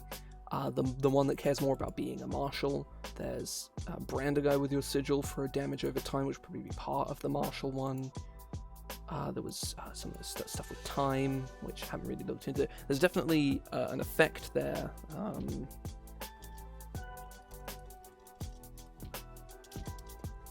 Single target slow on Sigil.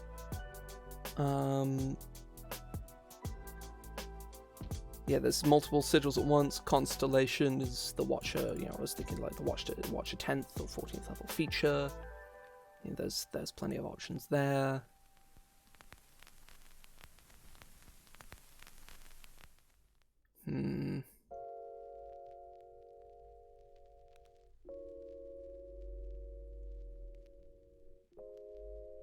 Maybe the Sigil just does AoE damage.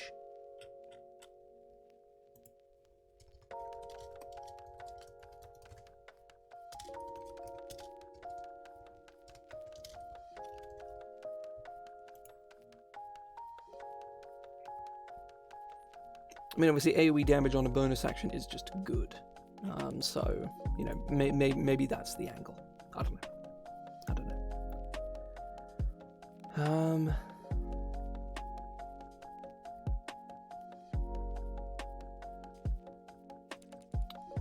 But yeah, there's also working out if I'm going to give them anything at third, which I think maybe I don't need to do. I think maybe third is the time to give them a fluff ability, you know? Give them, because they don't really have any of that at the moment, giving them something for fluff. And then we also need an 18th and a 20th level feature. 20th could be any manner of things, I honestly don't know. And honestly, same goes for 18th, because the core class just has the Sigil, and that's it. It's got the Sigil, it has spells. That is the whole shebang, really. Speaking of, I'm actually missing something from the spellcasting section. I've been missing it for quite some time. Let me go to Wizard. Do you want them to be ritual casters? I'll put it in for now as a question for later.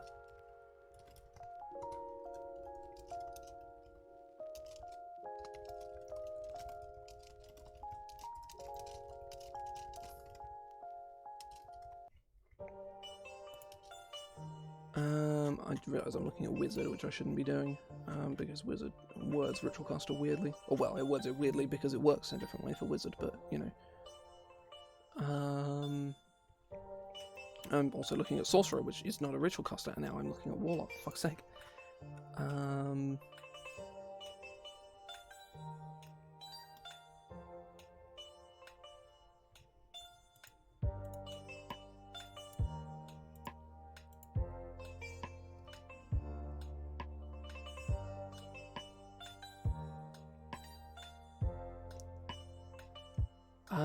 I think that definitely has the capacity to be a problem.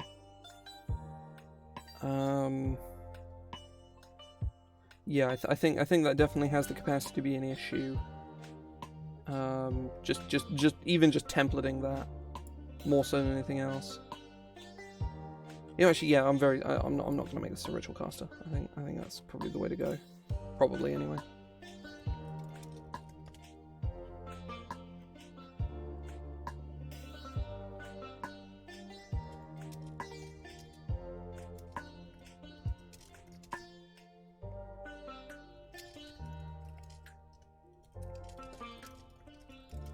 Use an astrology focus as a spell for your Astromancer for spells.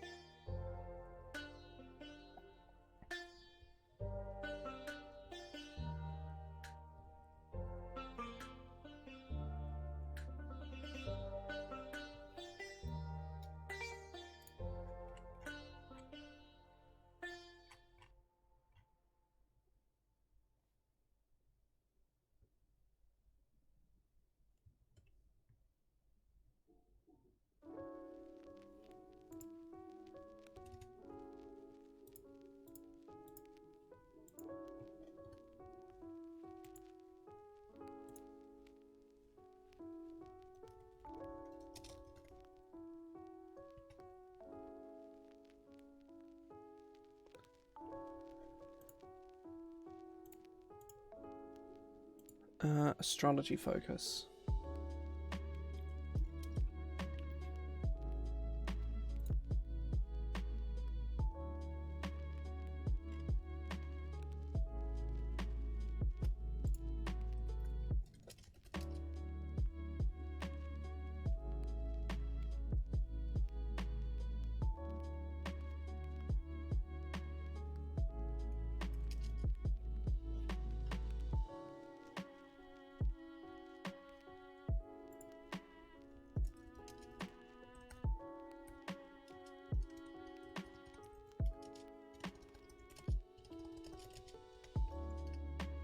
Is that an EN or an EM? It's an EM, damn.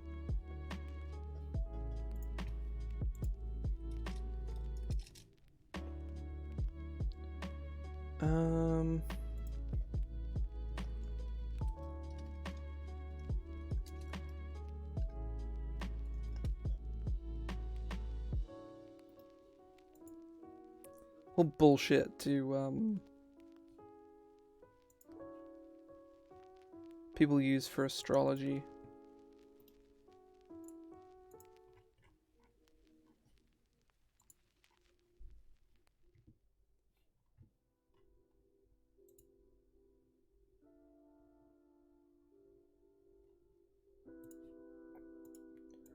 Ooh, list of astronomical instruments.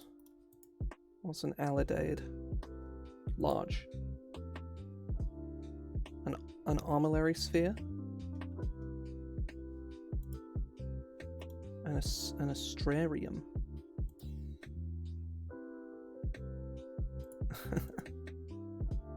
An astrolabe, astronomical clock.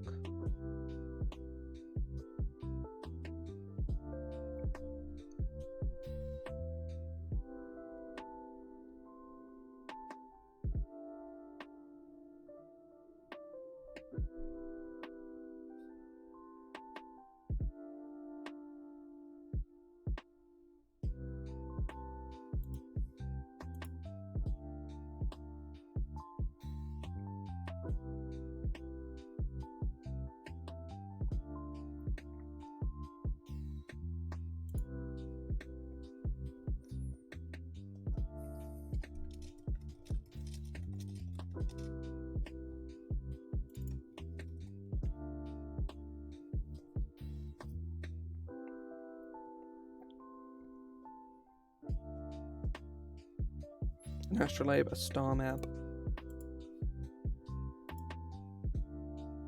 An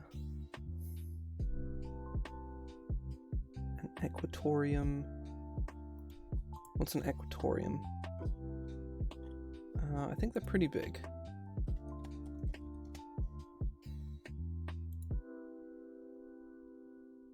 Yes, they are like this big.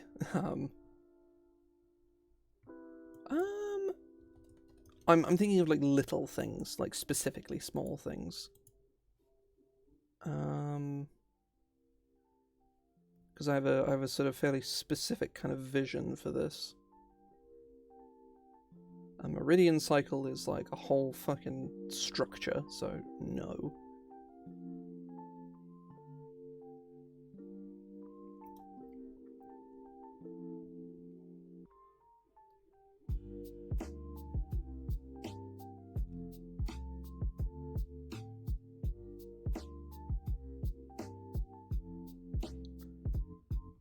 Reticle, Scathe, Sextants, Starshades, Space Telescope.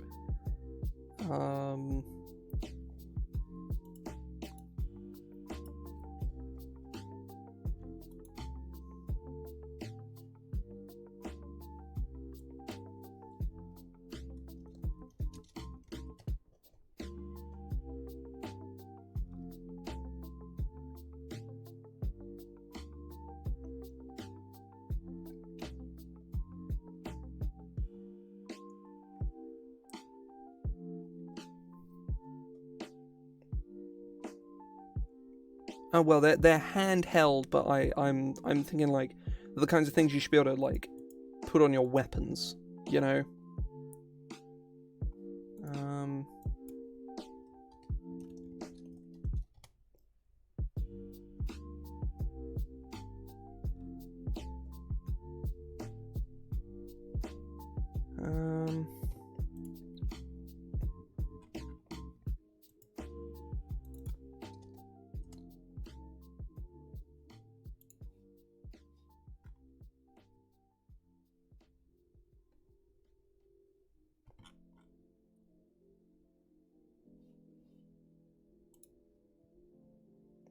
An orb, an astrolabe, a star map.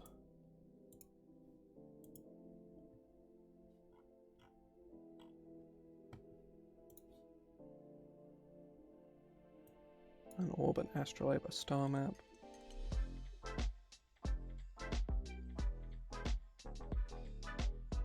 Oh yeah, yeah.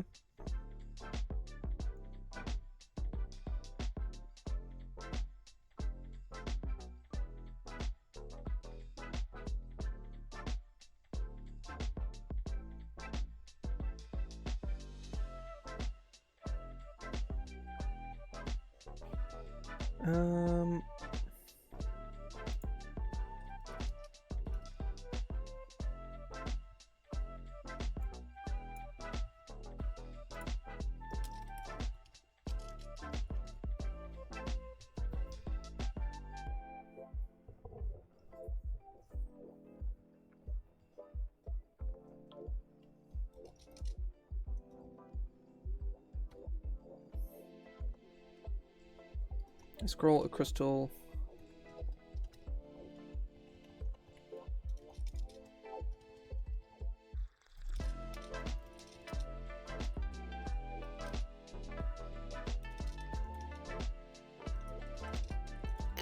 Or similar cosmic material.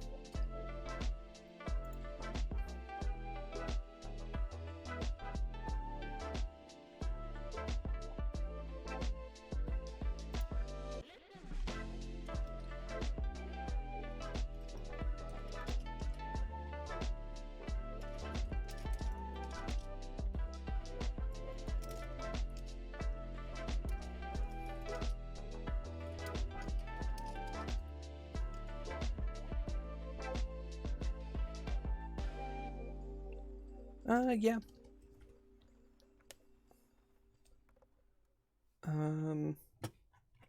Where's a holy symbol?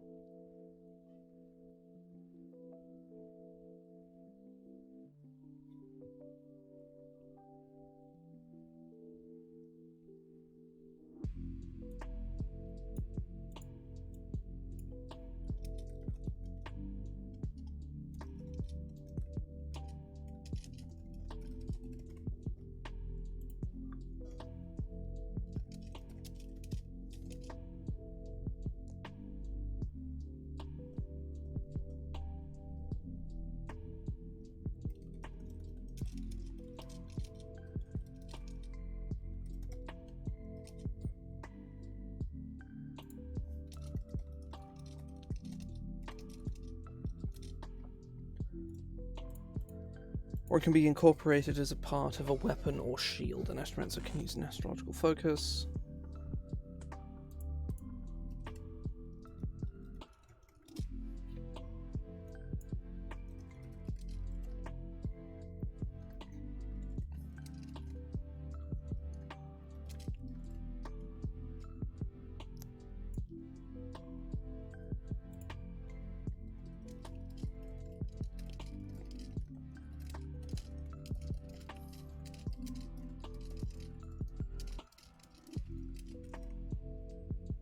I say, yeah, welcome in. I'll probably be finishing fairly soon, but I'm currently working on my Astromancer, just tooling up the, or tuning up the spellcasting section, because I forgot to write about focuses.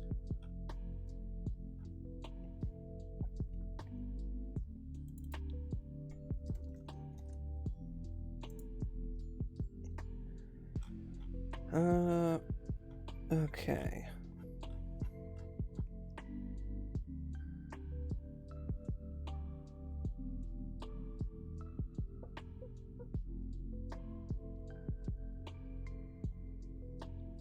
There's something cool we can do with this third level feature. I'm not sure what, though.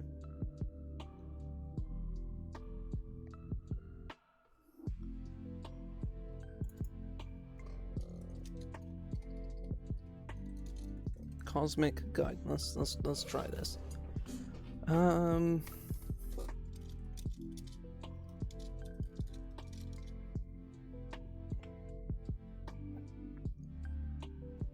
Now this feels too. Actually, when you reach third level, you can.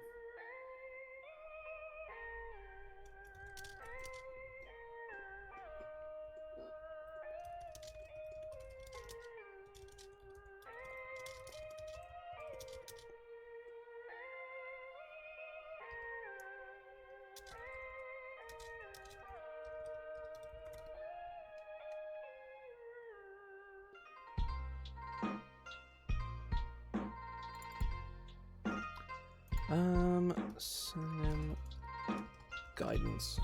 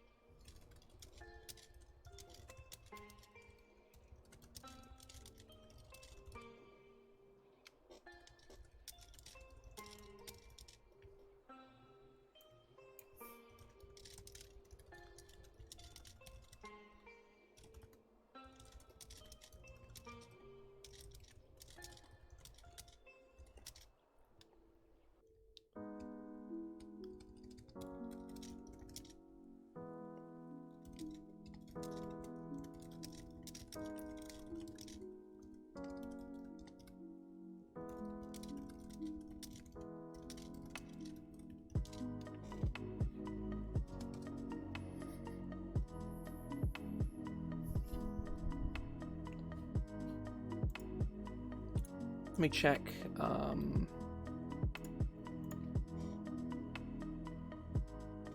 Because we can use this feature in some of the other subclasses as well. Be something we can potentially work into Lodestar somehow. Maybe put in a little extra something at 6th level for guiding light.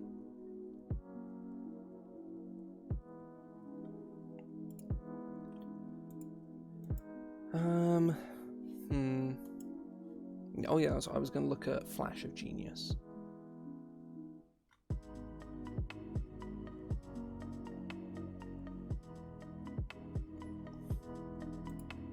When if you fail an ability check or saving throw, you can roll a d4 and add the number rolled. Whenever you would fail an ability check or saving throw.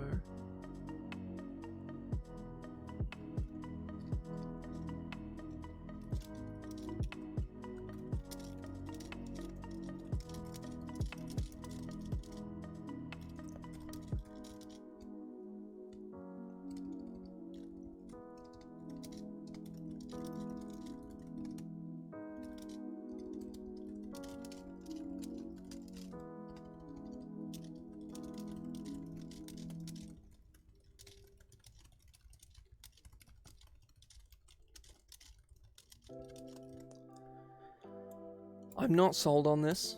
I'm gonna red text it.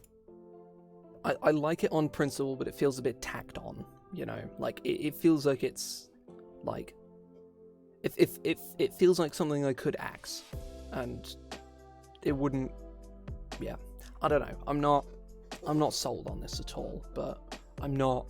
It's not something I'm gonna throw in the bin immediately. So we'll see.